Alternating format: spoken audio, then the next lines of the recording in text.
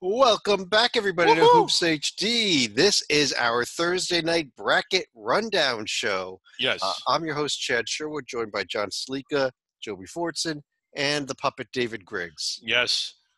Yes? Yeah. Yes. I'm Okay. here. Okay.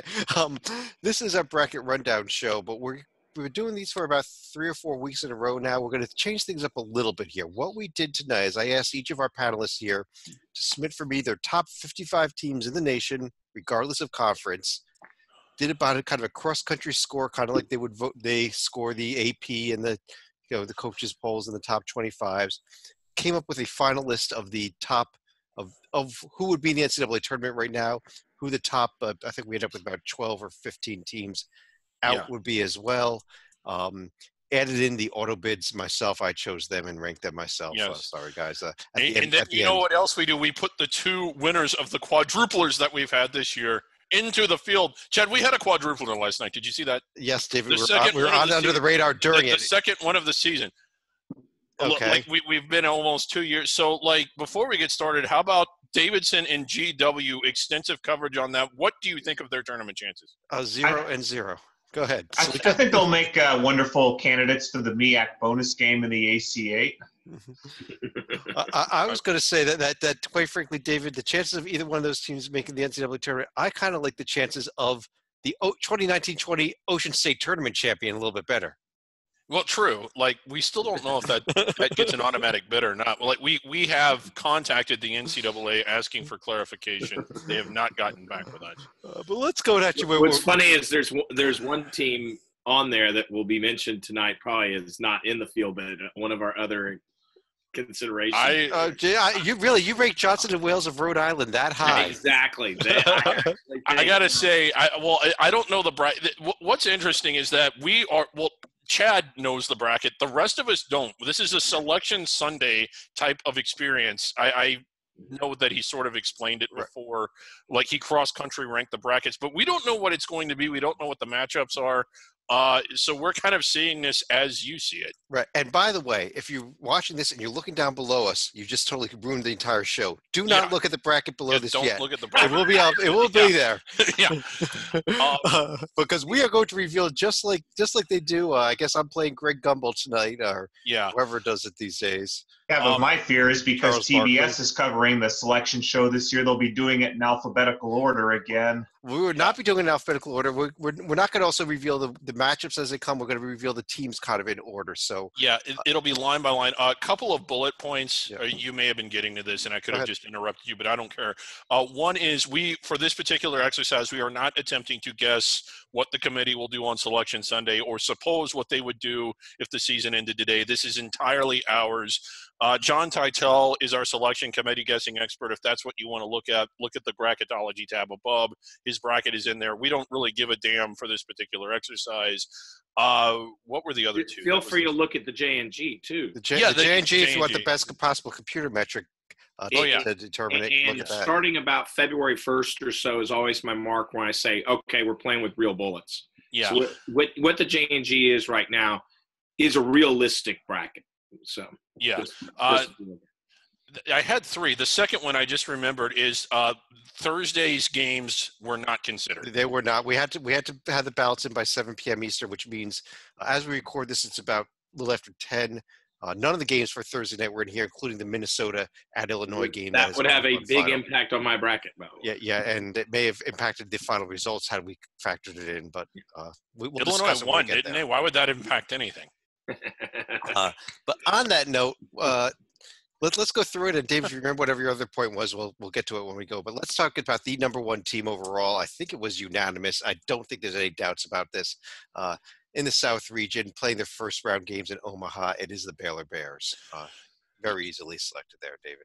Yeah, and I mean, Baylor's resume is really impressive. And last night it looked like they went into Iowa State, and it looked like they were kind of struggling.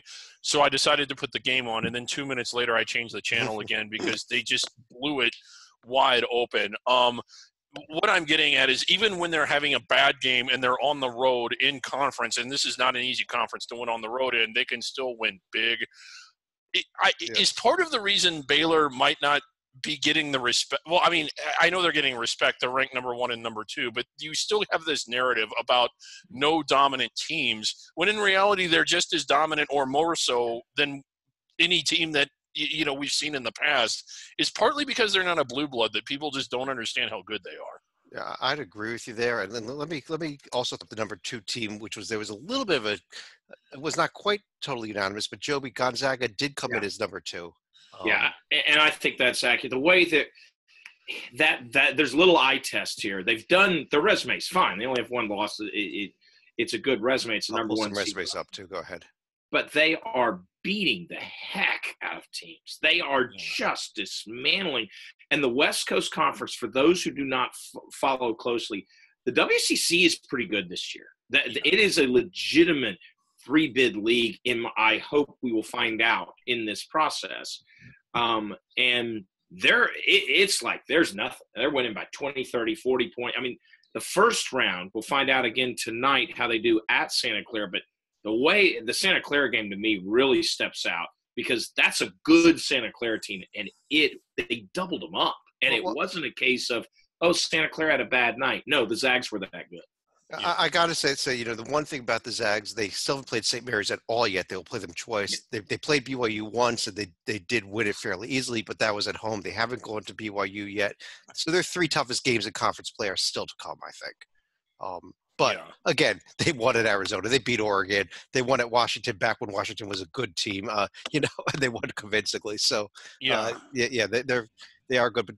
But Salika, let me bring up the number 3 team overall. I think you actually already saw them there on that team sheet there. The Kansas Jayhawks came in at number 3. And I think that this is the argument that when you look at the Kansas profile, look how much they have in quadrant 1. Look at the 2 top 10 wins. Do they belong above the Zags? You mean in this case, they're actually going to be a little bit below right here. And I know it's kind of hard to dock Kansas with 3 losses right here, but keep in mind they're all against Baylor at home and also Duke on the neutral floor back in the season opening game. I don't fault any of those 3 losses. No. Gonzaga's loss is worse than any of those 3. It arguably, I mean, Baylor at home, Duke and Villanova, but the top of the profile is impressive. But the one thing, and again, I think the committee would have them right there. I personally didn't. I think the team that I had ahead of them isn't even going to be the next one. I had them number 2 overall. I honestly did. I think another thing we should stress is this is actually a checkpoint right now, but if Kansas were to finish the season with only 3 losses and win out through the Big 12, I'm pretty sure they would be ranked above Gonzaga on the seed list. Well, they'd be number 1 overall there, too. Yeah. I mean, you're talking about winning at Baylor. That would definitely leapfrog them over everybody. Right. And now Kansas does this every year, and it's to Kansas's credit. They're the best schedulers among the Blue Bloods. They always rack up these really, and the Big 12 helps because of the way the conference usually structured with all these top-heavy teams. They seem to always have just these great they're the best resume teams for what they do every year on paper. Even last year, the resume itself is what carried them to a 4 seed because, they were playing poorly down the stretch last year. This is the same thing again, except this year, they're not playing poorly. They're playing very solid. I look at it. I mean, their net is 4th, but, all the other metrics are 1. They're Ken Pom number 1, Sacred number 1. They have the number 1 strength of schedule, the number 1 non-conference strength. They did everything the committee asks the team to do and more. Okay, but there's going to be an argument if they win at Baylor. There's going to be an argument that they're number 1 overall. There could be, but one of the things is I know that the committee doesn't look at this as much, but head-to-head, they lost to somebody that also has a very good top of the profile. And that's why I keep putting Duke ahead of them.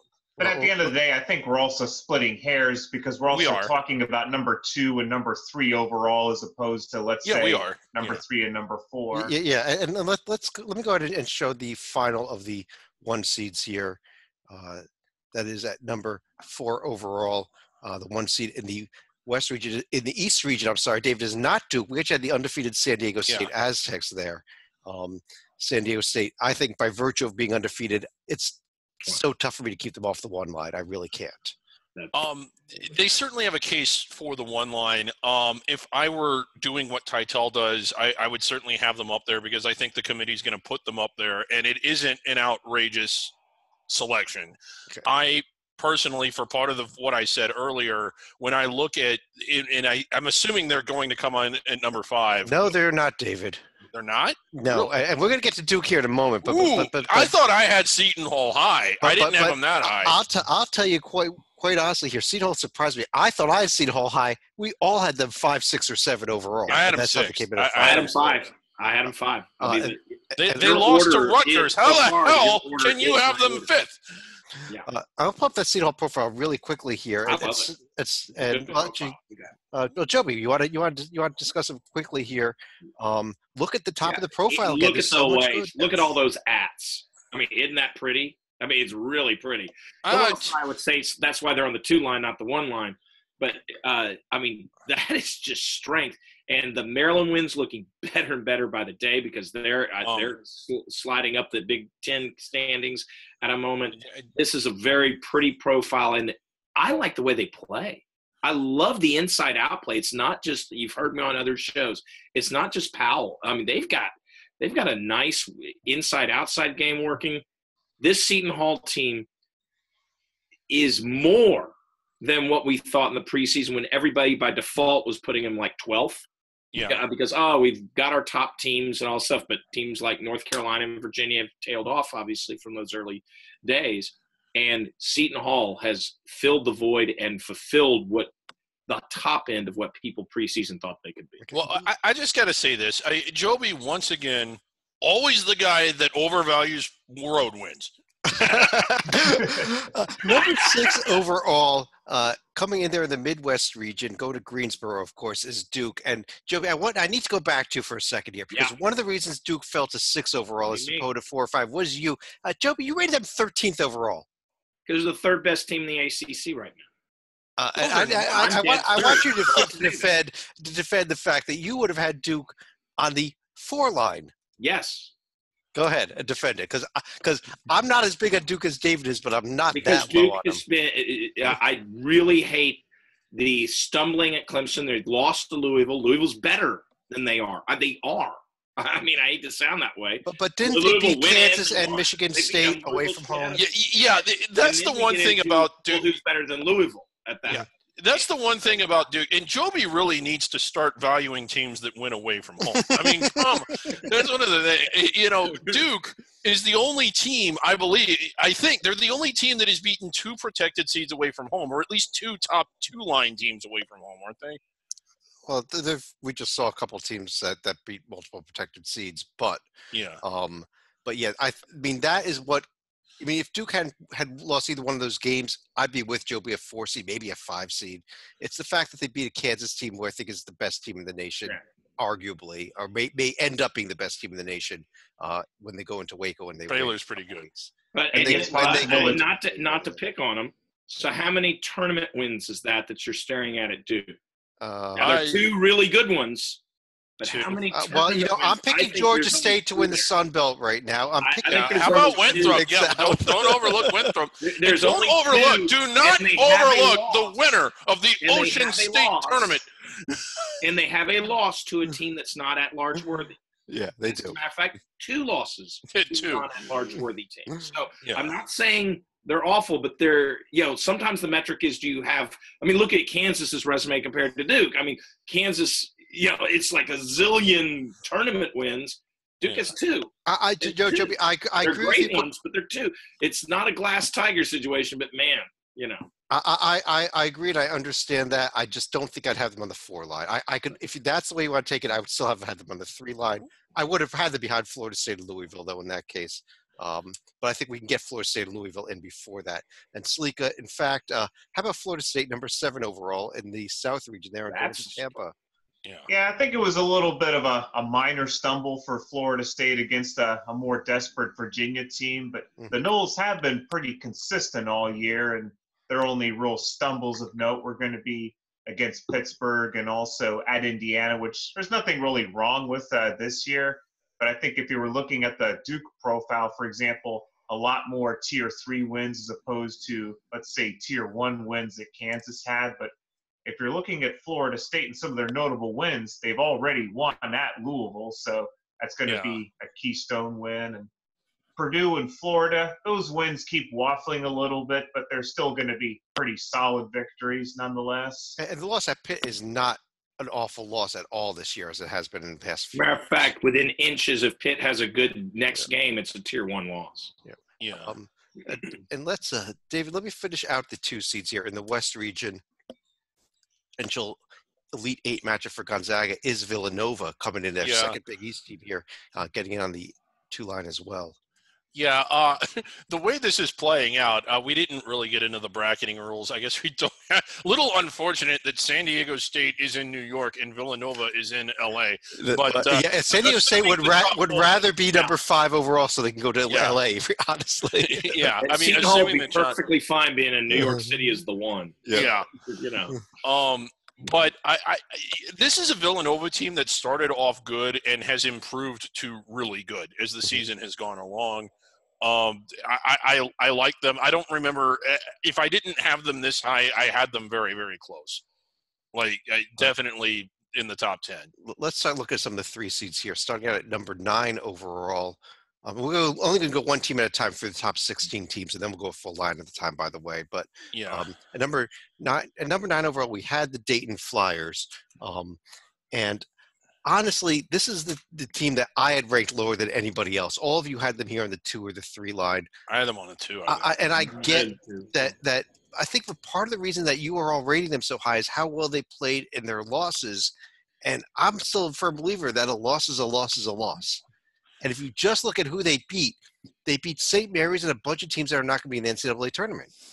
Okay, yeah. According to you, I think they're definitely a NCAA tournament, a second team out of the A10. I don't think they beat that second team though. I think that second team is another A10 team other than Dayton. But unlike a team like VCU, I think Richmond VCU is a very good. Well, I think that on February 11th and March 4th they're going to be playing the team that is my second team out of the A10. But, okay, and I think they beat them. Let me answer that, Chad, because it really is hard. This is a case. I don't do this often, but I do it, especially and I know the committee is watching, and I would like for all 10 of them to hear this. This is a case where I think a team is not just better than their resume, but a lot better. I felt that last year about a couple teams when we would do this exercise, and I would rank them higher. Particularly with some of the SoCon teams that we did this with last year, one in particular.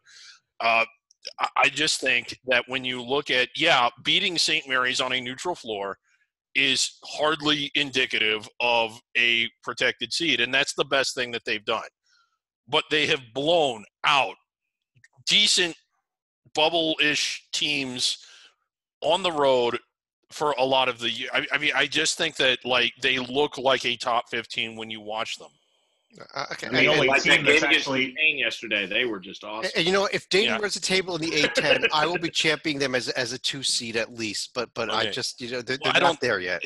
The only team that's come within 10 points of Dayton at UD Arena this year, of all teams, Indiana State. Yeah, and another thing. Now, I will say this: there is something about them that gives me pause. As much as I've been talking about them, and that's how they can't seem to finish out games.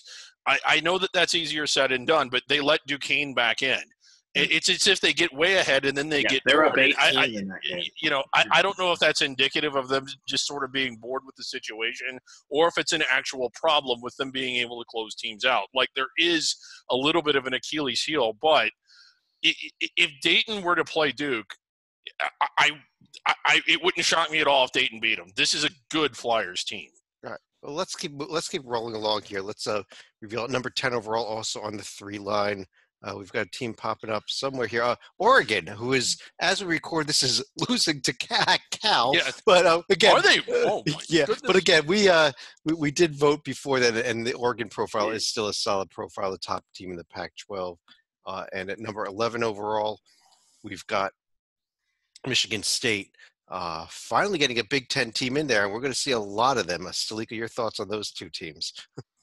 Michigan State is going to be one team that's going to be at the top of the Big Ten right now, and later on we can expect to see teams like Maryland and Penn State also populating the list right here.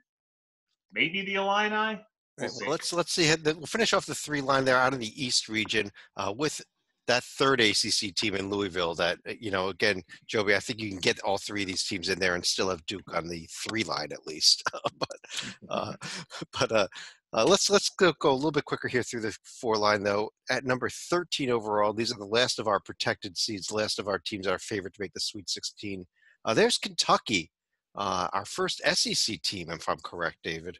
Yeah. Sorry, I'm getting. I'm making some. Forget you, David. First SEC somebody else. team, I'm trying to. I'm back now. I was getting the. They were not. I think that it's completely reasonable to have Kentucky, but I think that's a little bit of projection on them because I think they definitely have a high ceiling. We do this 2 weeks ago, 3 weeks ago. They're not even a protected seed yet. But Agreed. I have another SEC team I did have ahead of them who's playing hotter. And is dragging a lot of other teams across because they have good wins. Now, I had Kentucky pretty high. Well, let me defend the Kentucky pick here, though. Yeah. You've got 4 what they call Tier 1A wins, the top half of Tier 1, including Michigan State team who's in already, a Louisville team who's in already, and road wins at Texas Tech, a road win at Arkansas, and only blemish is that Evansville loss, which might be a sub-300 loss by the time we end the season. Yeah. Well, yeah. Evansville having a remarkable season. But it was a lot different Evansville team when they lost to them. I will give them credit for that. Yeah. Let's roll on and take a look at the rest of the 4 line here. At number 14 overall, playing their games in St. Louis is Butler here. Here's our 3rd Big East team already. Yeah, 3 Big East teams as protected seeds. That's We've had pretty 3 Big good. East teams. We've had 3 ACC teams already. Yeah, and we might not have any more ACC teams. We might not. West Virginia, we now have 3 Big 12 teams as well. West Virginia making into the top 16 despite the loss at Texas Tech, where they really huge win for Texas Tech, but really didn't show up last night at Texas Tech at all. Yeah, and you talk about Butler and you talk about West Virginia. Like the one thing, they're really good, but the 2 teams in front of them are really hard to beat. And also keep in mind, a team like Butler, we had even higher, but they actually had a 3-game losing streak thanks to Seton Hall and then DePaul and Villanova on the road. Yeah. Who is the last protected seed? The last of the protected seeds, the last team that we snuck in there. Joby, is it your SEC team? No, I think it's a Big Ten team, actually. Maryland, a team we're watching right now that started to play some really good basketball. And as we record this, they're about to beat Iowa at home. I'm not as big on them as the 3 of you apparently. Well, let's pull up this Maryland team for sheet here, Joby. I'm not certain where you had them ranked, but your thoughts on this Maryland? I had them on the high end. I had them on this line. Actually, I had them as a 3 seed. Okay, they're one of my teams ahead of Duke. To be honest. Again, no bad losses. They've piled up a ton of really strong. Those are 5 wins against the field. Their losses are all on the road on top half of Tier 1. Against teams. Yeah, 1 team we've already had and 3 that I think we're going to see very shortly. The Big Ten is just so tough this year. And because it's so tough, and there are so many teams we're going to talk about in this field, every win is a nice win, but it's tough to break out. And I think Maryland and Michigan State, even more so than Illinois, are going to have that opportunity and chance to do so. Okay. I think the Terps are a pretty strong team. They're everything that was expected in the preseason, which was, like Seton Hall, that 10-11 range team. Well, go back to that profile real quick. I mean, they're looking good tonight at home. The home win against Ohio State doesn't do much for me because I don't think Ohio State has but 1 or 2 road wins. I really like that win at Indiana, and obviously the neutral at Marquette, a team that I would imagine is going to be in the top half of our bracket. But when you compare them to, say, Illinois, I just think Illinois is better in nearly every. Can we get Illinois up, Chad? Or I'll try to type it. Yep. Here comes Illinois. I'll put Illinois here on the right-hand side. We're probably going to be seeing this Illinois team very, very soon. Yeah, I mean, look at Whiskey. I'll tell you the difference here, David, is a couple of things. It's the Missouri and Miami losses, which are bad. There is no bad on Maryland's profile. I understand. I love the fact that they won 3 Tier 1A road games, although they are barely Tier 1A. They're more closer to Tier 1B road games. But, you got a little bit more in the Tier 2. You got a much better non-conference strength of schedule with Maryland. Also, I don't like that 2-16 non-conference strength of schedule, which doesn't even factor in a game against non-D1 Lindenwood. I mean, but also keep in mind that could have been Purdue being a high Tier 1. I don't. That's what I'm saying. I don't really. I'm sorry, that. Purdue has a lot of losses for a reason. Yeah. But also keep in mind, Illinois was up at Maryland for most of that game, but ended up choking that away. There will be a rematch coming up in about a week's time. Yeah. I'll tell you what. Let's reveal the entire 5 line here. These will include potential second round opponents for the 4 seeds. We'll see all 4 teams come up. And they do include that Illinois team we just mentioned, along with 2 more Big Ten teams in Iowa and Penn State. Creighton as the 5th there. I think I had Maryland behind all of those. I like this Creighton team a lot. I didn't have them in the protected seed range. I don't think, but I had them close. And the thing is, this is a great team for at least another 3 or 4 days. Then February rolls around. Yeah, but Iowa, Penn State. I mean, Iowa losing as we record this, although at Maryland, who's higher than this. So can't dock them too much for that. Illinois had a nice win tonight over Minnesota at home. I don't know how nice it is to beat a team that's only won 1 road game. Let's also take a look at the 6th season. Only 1 game over 500 now. Yeah, we've got now some potential second round opponents for the 3 seeds. Here, as the 6th seed should be coming up on the screen in about half a second. So Michigan State gets LSU in there. We see Auburn. We see Marquette and Colorado. Finally. Adobe, let me let you address LSU. Auburn.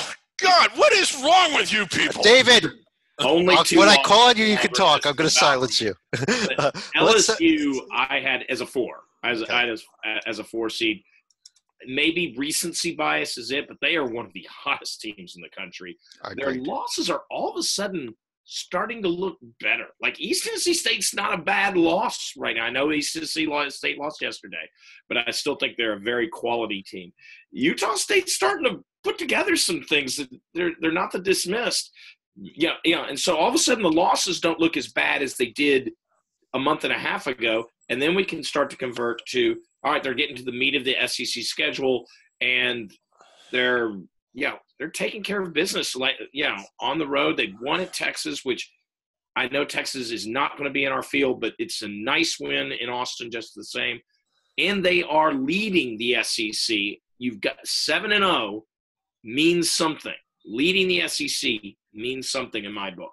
Now, if they got to beat Kentucky at the end of the day, that game, and they only play them once, but if that game on February 18th is huge.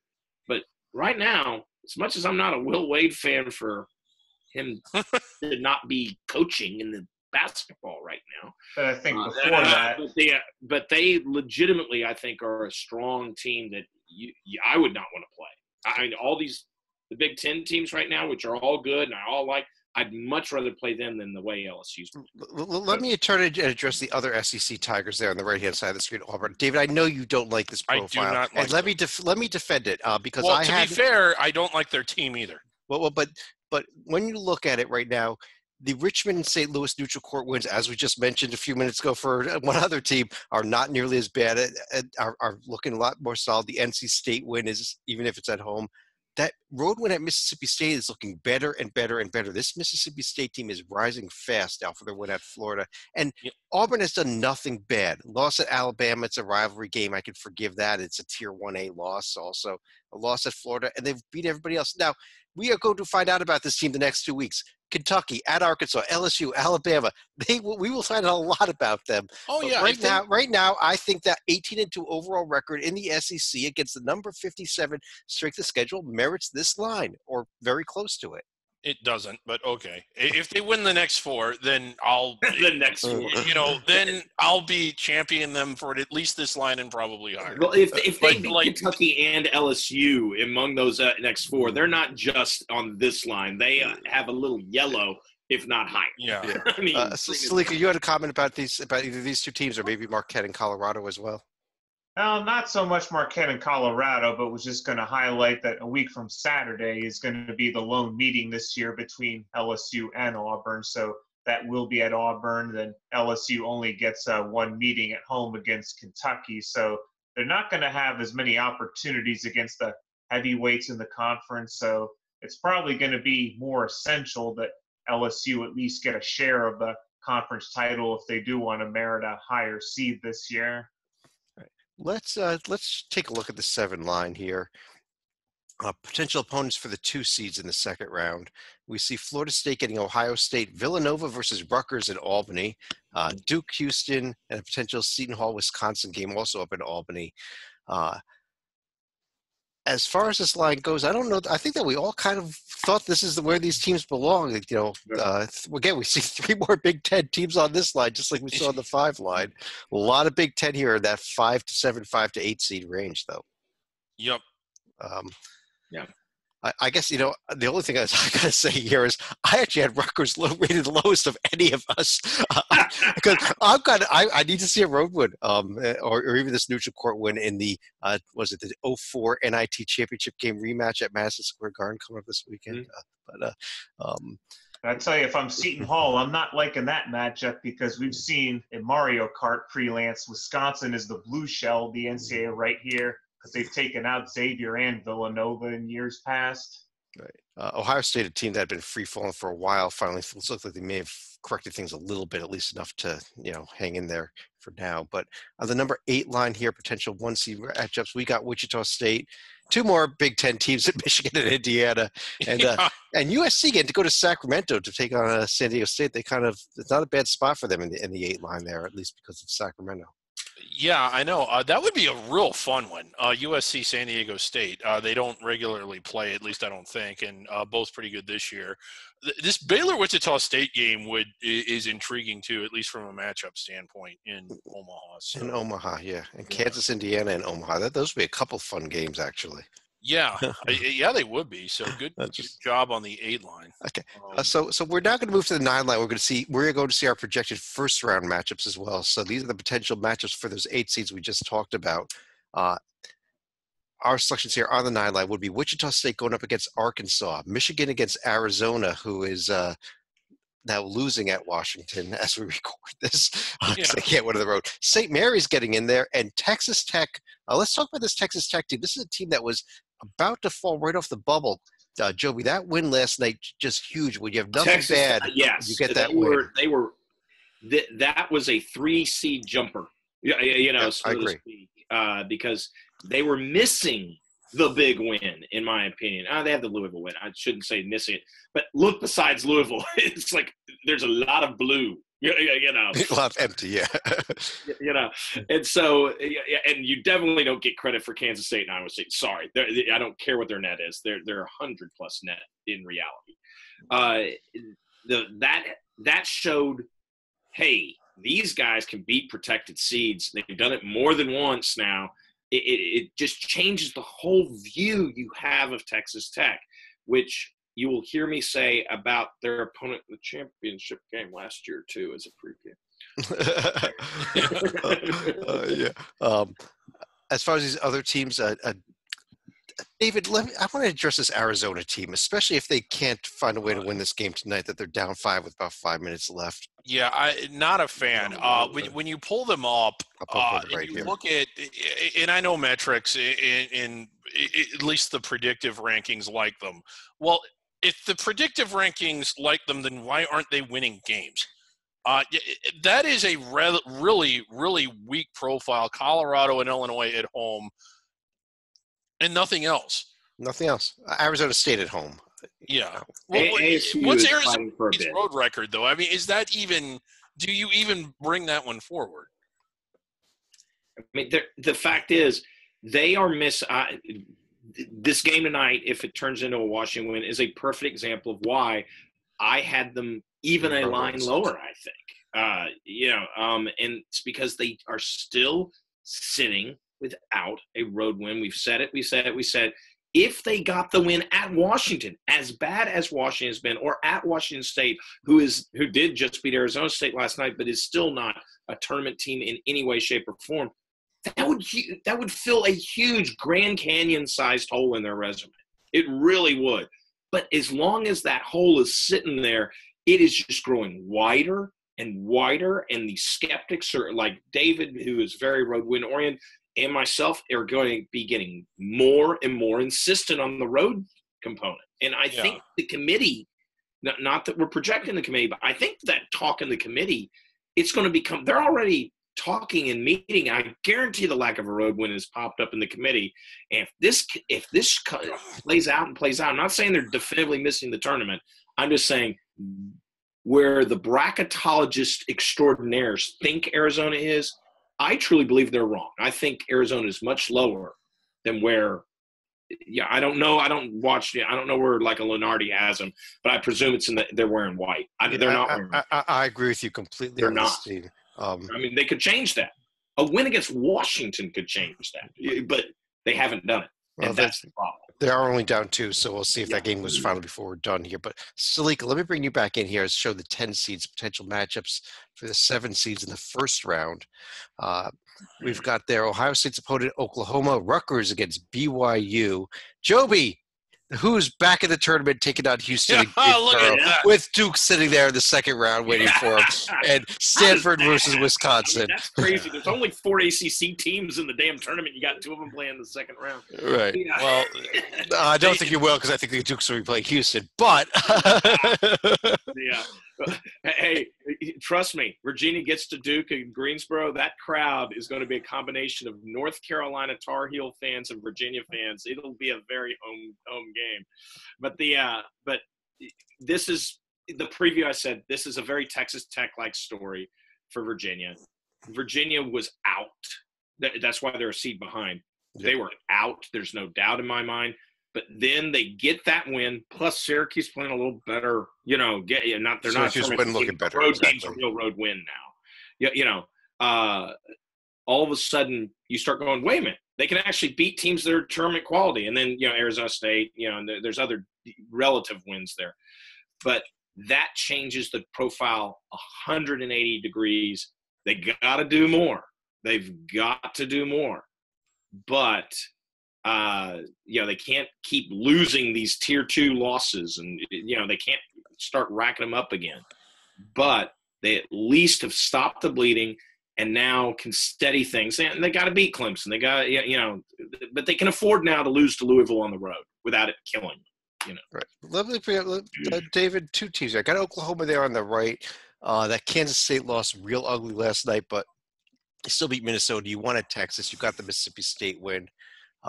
And the team that beat Oklahoma there on the left, Stanford, who's got a lot of nothing in the first 2 teams. Yeah, lots of empty calories on these profiles. I mean, the best thing you can say about sort of both of them is that they really haven't done anything awful. And even then, you kind of have to overlook the loss at K-State as not being awful. But You just need to see more than that. I think that they're good enough to do more than that. And if they do, then they will be further inside the bubble. But for right now, I mean, you're almost – should they even be on the line that they're on? Yeah, well, there's not much left here. Washington's going to go from tier 2 to back of tier 2 if they can't pull off the Arizona-type wins because they're in free fall. So the 46 net, it will not be – even if they beat Arizona, is not going to be 46 at the end of the year. But if you're also talking about 2 other teams that have been playing with matches lately, Arkansas had been a home court hero this year, but Kentucky losing at home to them would have been forgivable. Losing at home to South Carolina, not quite as forgivable for the Hogs right here. Right, that was up on the 9 line there. Yes, thank you. That is why they're there in 9 row and not in the top half.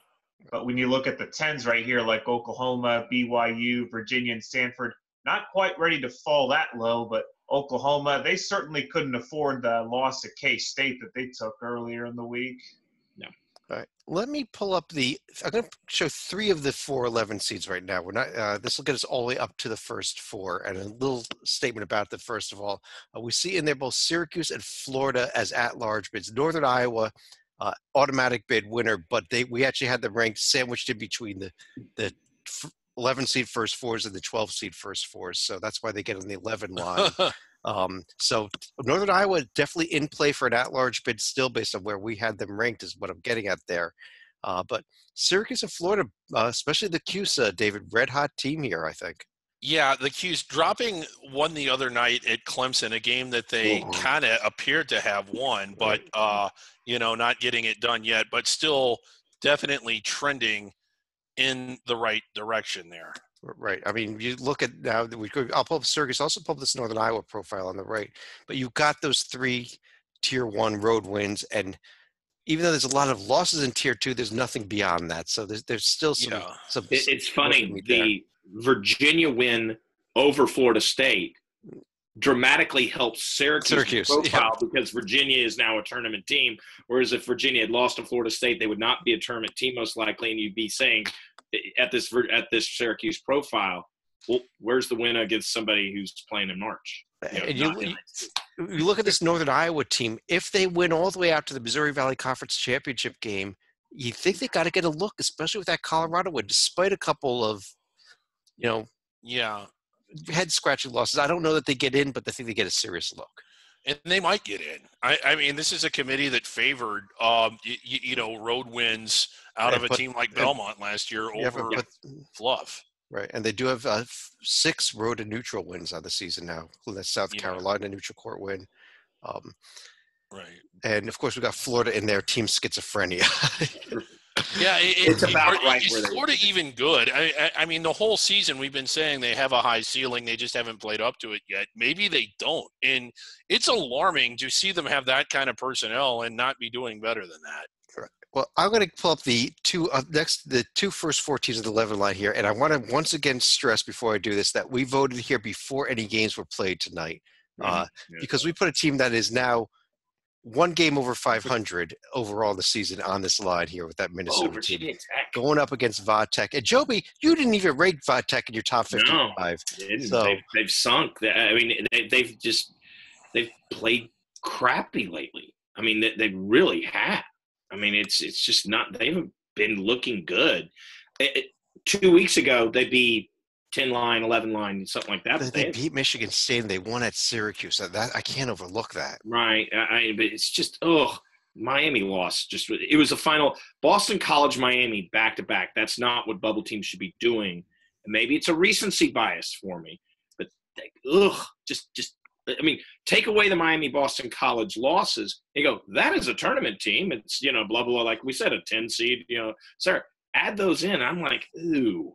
And it's how they're playing now. And so it's recency bias. I get it. I mean, Virginia goes out, they lose to Clemson. They get placed where I placed Virginia Tech real quick. I don't get the Minnesota. Well, first of all, again, we didn't have the Illinois in there. I think that if I was revoting right now, I wouldn't have them there. But Stalika, Minnesota, you had them right around this point in the field. You want to take a little defense of them? Well, I think it's going to be mainly because they were able to at least get a sweep of Ohio State. Granted, the Buckeyes not playing their best ball, but at least they got 4 good wins. They really do. Yeah. And granted, they have a lot of losses, are the 4 good wins? They're all Tier 1s. Ohio State twice. Ohio State at home is hard. I mean, that's Michigan hasn't even won a road game. That's not a good win. The thing with Minnesota is, despite 10 losses, they have. If you just look at ranked team by losses, 10 team losses, 10 team lost teams, they'd be number 1 in the nation in that category. They're the best 10 lost team in the nation. Okay, I might be with you on that one. But they've got to win. I mean, they've got 3 out of 4 coming up at home. They could win 3 out of these next 4. Actually, 4 out of the next 5 with Northwestern after that. It's going to be enough to get that record where it needs to be. They need it. I think the committee is very loath. Now, Minnesota, because of the loss component, can maybe pull off that, hey, we're 2 games above 500, let us in. But that's a tall order. You need to get to 3. You really do need to get to 3. And I think if Minnesota, with the Big Ten schedule being a part of this, if this Minnesota team that is now 1 game above 500 winds up 3 above 500, that means it will include a lot of very solid Tier 1 wins just by the mere force of nature, because they don't play a ton of Northwesterns, on that schedule. That they get the good fortune of being able to play their way in without what other people do. Let But me you go mentioned Northwestern It's not the twice, case but for everybody. they played Northwestern twice. They only played Nebraska once, so actually their Big Ten schedule is going to be even tougher because of that.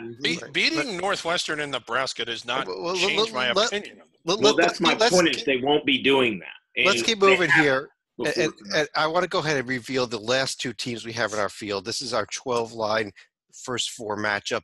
And as always happens every year, Arizona State is going to Dayton this year to take on NC State, according to us. Don't like them either. And these are two teams that I think are probably don't really belong in, but the problem is there's such garbage right now on the bubble. Yeah. Okay, a team that's not in. Well, we'll get to those in a second. I want to discuss Yeah. these two teams here first, David. Okay. I'll pull up the two profiles here, NC State and Arizona State, which will take 1 second here to load. Arizona State. Gosh, last night.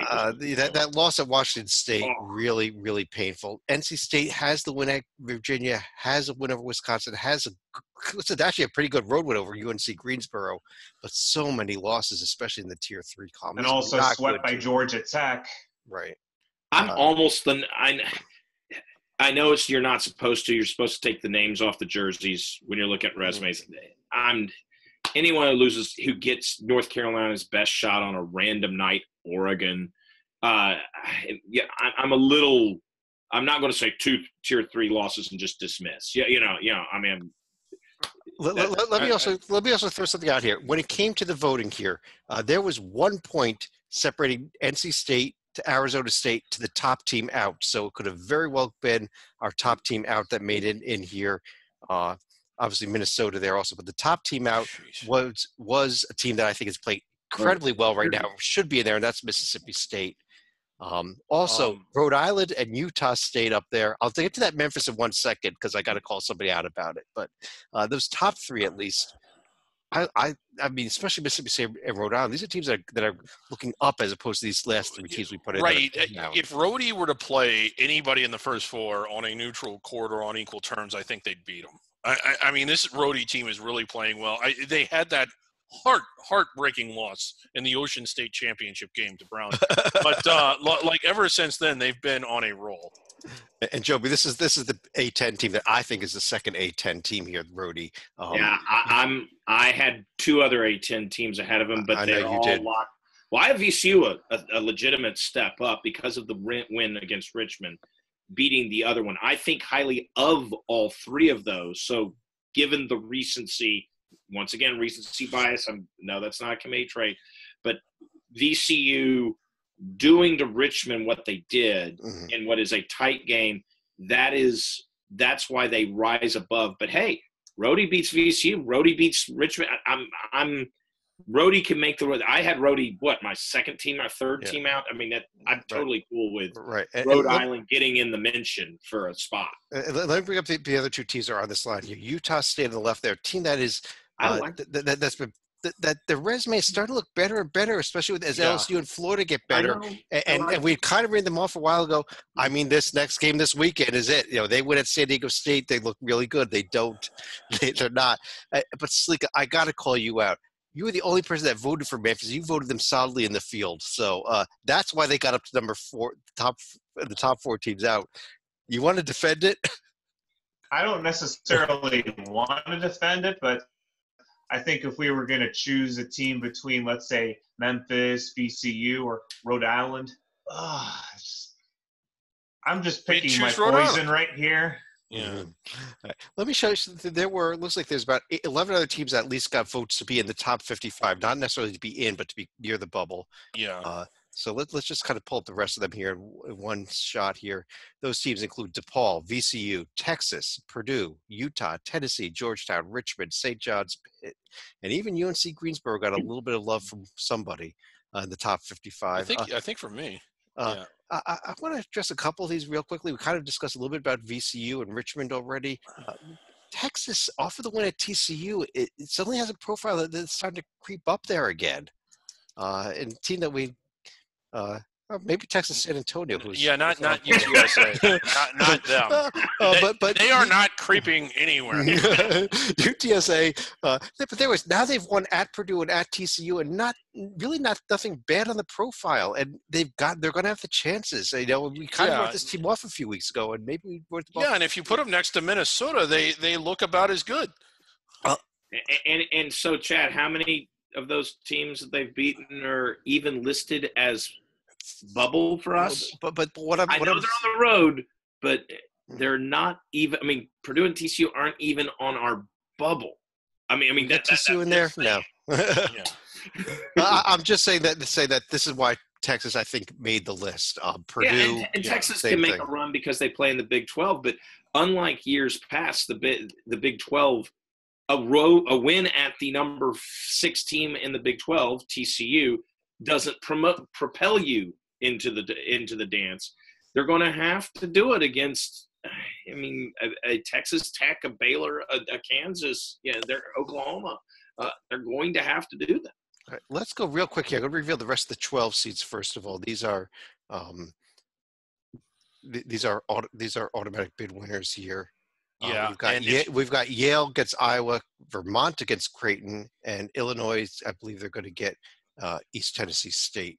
I think East Tennessee State, I actually had them as if you were ranking on an at-large basis, I actually had them as my last at-large spot, kind of. You could say. I didn't coming off of a very bad loss last night. Well, it's a bad loss to Mercer. I get you that, but that's the one. But they also have what is now looking better and better as a very quality road win, So I would take East Tennessee State in that game against Illinois. I don't know. Illinois is a bad Illinois matchup. is playing well, but I'd take East Tennessee State over Penn State. I would. I'd take them over Creighton because the game's in March, and I don't know if I would over Iowa. Okay. 13 seed line here. These are the matchups for the 4 seeds in the first round. We'll go quickly here. Stephen F. Austin getting Butler. New Mexico State against Maryland. I'll take New Mexico State. Akron against Kentucky. I might take Akron. And Liberty against West Virginia.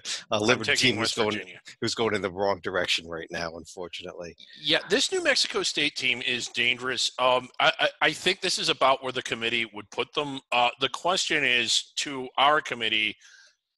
This is almost, it's kind of impossible to answer. That they were not at full strength in November and December. You saw them last year when they were at full strength, what they were capable of. How happy is Maryland to see a team that took a Final Four team to the wall with virtually 5 of their 6 top players back and healthy, which they were not in November or December in the round of 64? A quick score update. Arizona did win that game. Finally got a road win, so that makes the maybe they should be the 8th seed and Michigan the 9th seed. But quickly, the 14 seeds. These are the 3 seeds first round matchups. So Michigan State would get Georgia State, Oregon would get Wright State, Dayton would get Colgate, Louisville would get North Texas, the CUSA. I got a question, Chad. Yeah. We're blowing through these. Say I want to hear more about you these. Go scroll down there. Watch us on Under the Radar. Yeah, okay. I am going to blow through these last 2 lines real quickly here, though. The 15 seeds. 2 seed Florida State gets Winthrop. Villanova gets Hawaii. Nice little trip from the island all into Albany, New York. Duke gets William and Mary, and Dakota State. Finally, the 16 seeds up top there. We've got Baylor matching up with the winner of a Monmouth Prairie View game. Gonzaga getting Montana. Not a long trip from Montana to Spokane. Kansas getting Murray State. Ohio Valley is not last year's Ohio Valley. Yeah, no, it is not. And San Diego State gets whatever Norfolk State Robert Morris first 4 game. That is our bracket, though. So on that note, I want to run through each of you for any other final thoughts, either for the night or on the entire bracket that we put together. And Stalika, let me start with you. For my final thought, I'm actually going to go over to the women's game where usually that means either something real good happened or something real bad happened. And in this case, it's going to be a little bit of both because for the first 19 minutes of the first half, South Carolina jumped out to a 27-0 lead at Ole Miss, held the Rebels scoreless on their first 30 possessions before Ole Miss finally got a bucket with 57 seconds remaining in the first half. So needless to say, a banner night for the Gamecocks. 2 points in the first half. That tied the D1 record. I can't believe somebody else did it before that, actually. Joby. My final thought, I won't go too far in. Pay attention to Minnesota and teams like that. Texas from last year is a great example. Overall record matters. The walkthrough I did on Minnesota is a very important exercise when you're looking at these Purdue's and Minnesotas who have strong wins, but overall the record is disappointing. And the Big Ten is going to be ground zero for this because it is so deep. And every time a game is played, someone has to lose, even if it's against two tier one. The loser will get a tier one win. So Minnesota, it's going to be a tough road. We have them here, but this might be our last bracket show. I would have had Mississippi State in and Minnesota out, and adjust accordingly had we voted after tonight's game. I would, and actually, I would have done the same thing with the exact same teams because Mississippi State was my first team out. So yes. David. Now that Arizona has that road win, I think that really helps them out. It fills a gap that they really needed to fill. That's one thing. The second, as we're recording this literally just happened a minute or two ago. Killian Tilly of Gonzaga, really, really nasty-looking knee injury. Your leg is just not supposed to bend like that. He's been taken to the locker room. He could not walk. He was carried off. I don't know the extent of it. I don't want to assume that the season is over, but like right now, you really, really hate to see that on, what. You hate it for him. You hate it for his team. You just really hate to see that. Wow, I did not have that game on. So, we'll be talking on the Hoops HD report coming up Monday night. That'll be our next podcast. We'll obviously address that, especially if it is something. Not just Tilly, but also Marcus Howard also had an injury around his orbital bone last night. So he ended up missing the final 12 minutes of the second half, along with 2 overtimes in Marquette's win over Xavier last night. Yeah, we didn't discuss Marquette that much when we put them on the board there. I think we put them in as what, a 6 seed? I haven't heard if he's going to miss any time yet. Do you have any news? Or I don't know what his current status is right now, but needless to say, that would not be a positive development for a Marquette team where he's been averaging almost 30 points a game in Big East play alone this year. If he only misses 2 weeks and they lose all those games, because it's Marcus Howard, Player of the Year candidate, they will definitely be dismissed by the committee for the most part.